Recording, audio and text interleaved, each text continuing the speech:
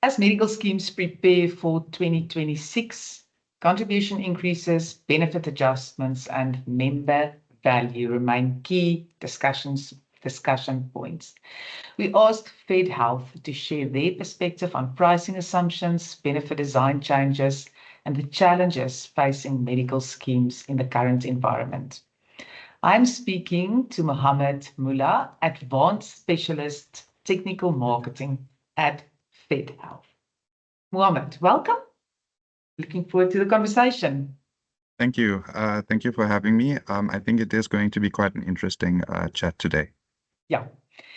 Maybe let's start with a high-level overview on your increases in contributions for 2026, Mohamed. Okay, perfect. So, Fedhealth is in a position this year where we launched relatively late compared to the other medical schemes. So I think it's safe to say that Fedhealth, for the most part, is in a similar situation as most of the other medical schemes.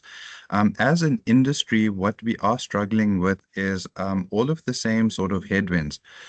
So what I mean by that is we have a aging risk pool that's predominantly due to affordability constraints. So younger, healthier people are finding medical aid to be every year more and more unaffordable, while the cohort of people who do find medical aid affordable continue to stay within the scheme environment, but as a result, Getting they older. age every year. Correct. So we definitely do have across all schemes, it's that same kind of headwind. In addition to that, we also, as an industry as a whole, also have to struggle with the rising cost of healthcare. So linked to that would be, supply-induced demand. I think all schemes have to contend with that. And then the fact that medical inflation usually outstrips CPI, general inflation, by about 3 to 4%. It's a consistent issue that I think all medical schemes have to contend with. Maybe just on that point, one of the things that I can mention is that despite those headwinds that the entire industry faces, it is very positive that Fedhealth has managed to perform in the way that it did in 2024 and in 2025. While most schemes were experiencing a reduction in membership, Fedhealth was actually increasing its membership, and then also very importantly is that the demographic mix of the membership has shown an improvement. So we were very, very happy to see that already in 2024, the scheme achieved reverse aging, which is really, really a positive sign. And then in addition to reverse aging, we also increased our percentage of corporate business. Corporate business is important because generally when a group joins a medical scheme, there's less anti-selection.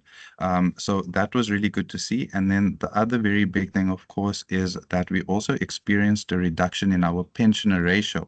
So what that means is proportionally more younger, healthier people joining the scheme compared to the older, sicker individuals. So that was really good to see. We ended 2024 on that note. And then, of course, we started 2025 very, very strong with the Sanlam partnership. So that refers to Sanlam partnering with Fedhealth so that Fedhealth now becomes the open endorsed medical scheme for Sanlam. And part of that was that Sanlam took the decision as an employer to move all of their employees over to Fedhealth. That resulted in a significant increase in the scheme's membership. And in addition to that, it further reduced the scheme's average age, it further increased the group profile, it further reduced the pensioner ratio. So definitely 2025 was very, very good.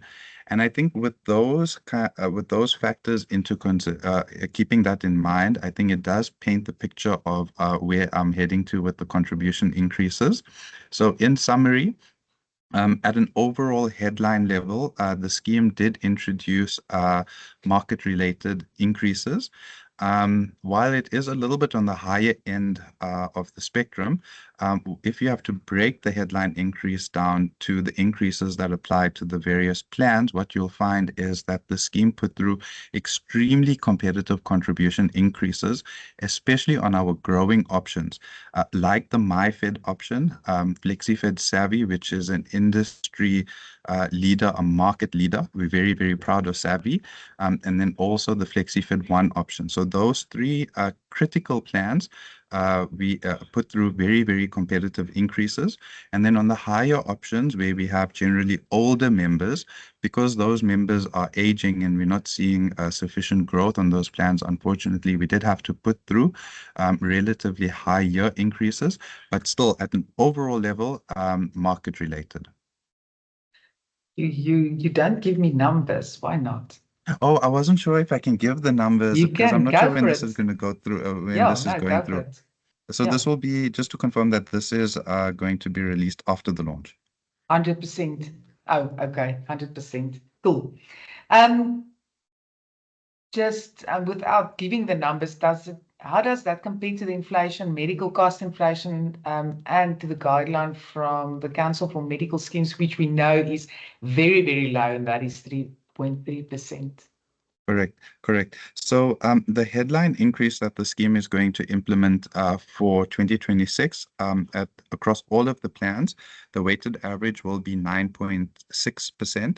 So of course that is higher than the CMS guideline. However, if you break that 9.6% down onto the option level increases, what you'll find, and I'm going to start with the lowest increases first, our FlexiFed One option. So that option has become our flagship plan. It is the option that is also the largest on the scheme. We're very, very happy to announce that that option is going to have a 5% increase for Sure, that's 2026. good. Okay. So very, very competitive increase, and then just slightly higher than the CMS guideline. Yes. The other option that is also going to get very competitive increases is the Savvy option. So that option is going to get a 9.6% increase, but while the 9.6% does sound high, it's very important to remember that that option comes off a very, very low contribution base. Okay. Correct, correct. So in 2026, the Savvy option is still going to hold its position as the most affordable plan within its category with the 9.6% increase. And then the other option that is also going to get competitive increases is the MyFed plan.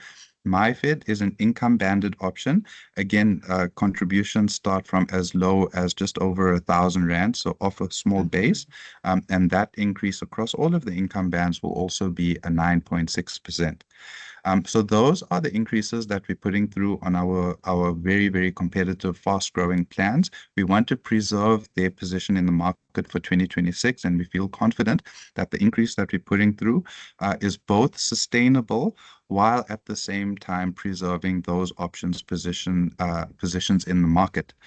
The other options that is going to get slightly higher increases is our FlexiFed 3, FlexiFed 4, Maxima Exec and Maxima Plus options. Those options are going to get a 14.5% increase going into 2026, predominantly due to the aging profile on those plans and as well as a lack of growth that we're seeing on those options.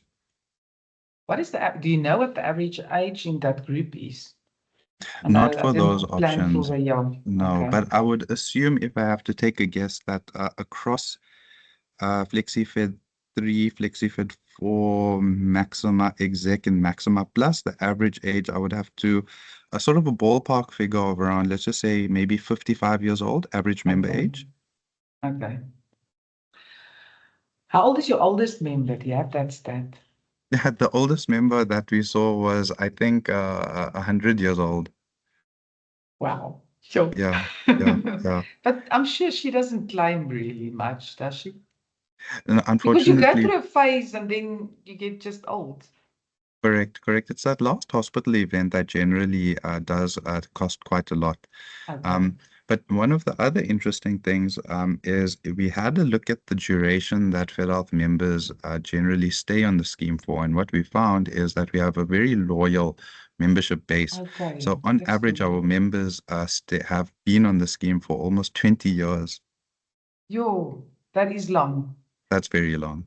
So that is not necessarily a medical scheme thing, because I know in the short-term space people are not very loyal. In the life space, people are more loyal.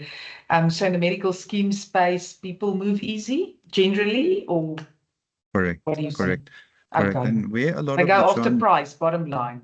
Correct. And where a lot of that churn happens is specifically more on the entry level options. Okay. So that's where Yes. you generally have the younger, healthier people who chase price. And the reason Yes. why they find it very easy to move between schemes is, of course, that they don't generally have underwriting that's applied to them.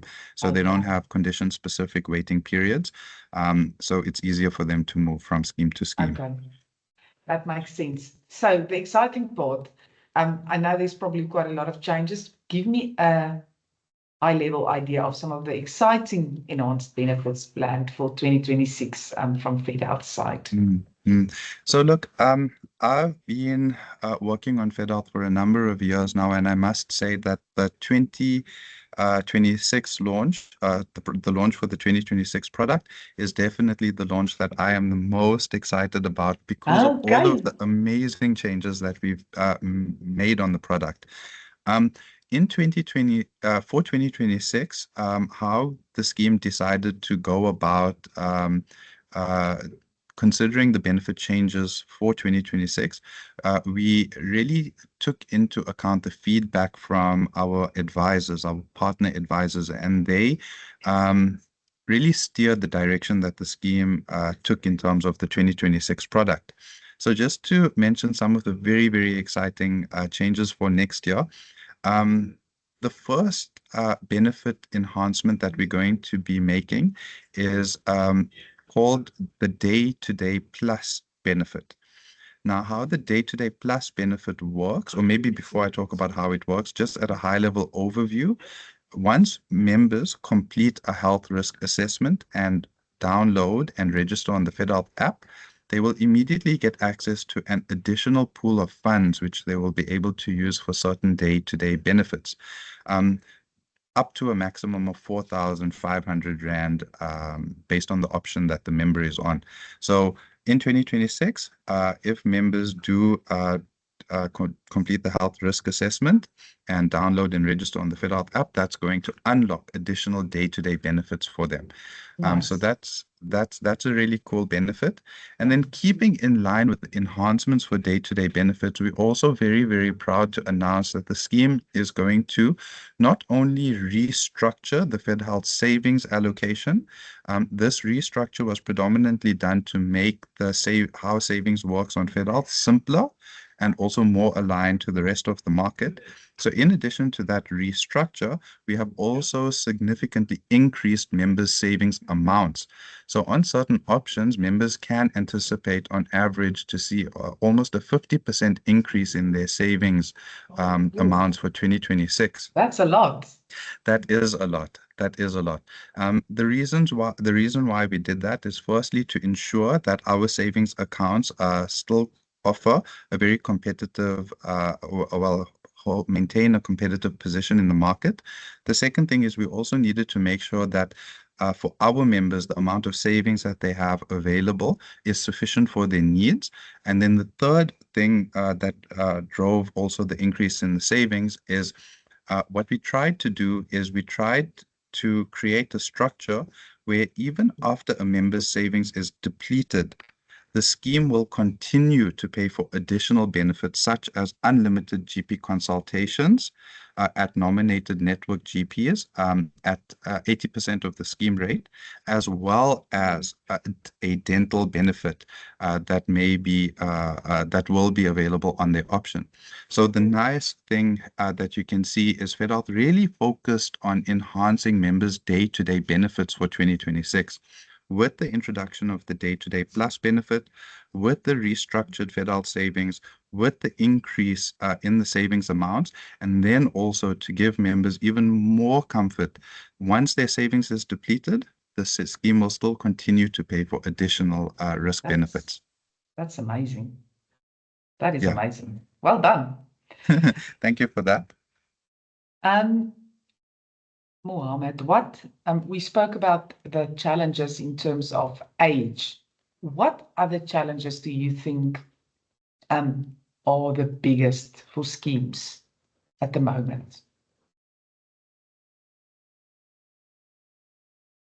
I think when it comes to the biggest challenges in general for all schemes, it would definitely have to be the lack of new entrants that we're seeing in the medical scheme environment. That ultimately, I think, does boil down to the fact that even very affordable options is still out of reach for the majority of South Africans. So I think that is definitely a big challenge. Some of the other challenges I would also have to say is just in general, the cost of healthcare in South Africa is extremely high relative to other parts of the world. So that definitely also does contribute to medical schemes trying to offer affordable contributions to members while still trying to balance the very high cost of claims that we see as an industry. Other challenges that I would have to maybe mention is definitely not NHI, not at least within the medium term. We still, while we are 100% supportive of NHI, we do feel that there is still quite a bit of work that needs to happen before Yeah, it sure. is in a form that is ready for rollout. For sure. What do you think is the solution to get more younger people on schemes? I suppose if you had the solution, you would have done it. Do you think there's a solution? I think it definitely there is solutions, and it does involve out of the box thinking. One of the examples of how to make medical aid more affordable to first-time entrants that has proven to be successful is our Savvy option, actually. So Okay. when the Savvy option was introduced, it was introduced at a price point of 945 Rand. That's And really affordable, sure. extremely affordable. And since the introduction of the Savvy plan, what we've seen is that option actually is the fastest growing option in the history of Fedhealth. And it's attracting a very, very young age. It has a very young average age. So if I remember correctly, the average age of the Savvy option is around 30 years old, a 0% pensioner ratio, a surplus generating option, and when it was designed, it was specifically designed for first-time entrants to the medical aid environment. And that's, I think, a very good example of what medical schemes can do just to make it more affordable. But in addition to that, I think that there is opportunities where schemes can apply out-of-the-box thinking, especially when it comes to benefit design. Now, unfortunately, what we all have to contend with is very restrictive legislation and regulation that limits us in terms of what we can do from a benefit design perspective. But once again, and this is why I'm extremely proud to be working on Fedhealth, because what you'll notice is that despite the regulatory restrictions, what you can see over the years is that Fedhealth has really tried to innovate from a benefit design perspective to make medical aid more affordable. One of the other examples that I like to make mention of in this context is our elect options. Now, our elect options, while they still offer the exact same benefits as the parent plan, that comes with a 25% reduction in members' monthly contributions. So members can potentially save a quarter of their contributions every month because of how the elect plan is structured. So we're very, very proud of that plan. That's good. Well done. It's positive. I can see the excitement.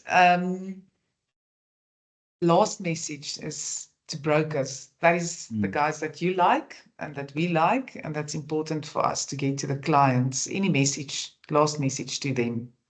Yeah, definitely. So maybe to start off with, you have to start off by saying thank you guys as our financial advisors for supporting the scheme over the years. That's we have to start off with that.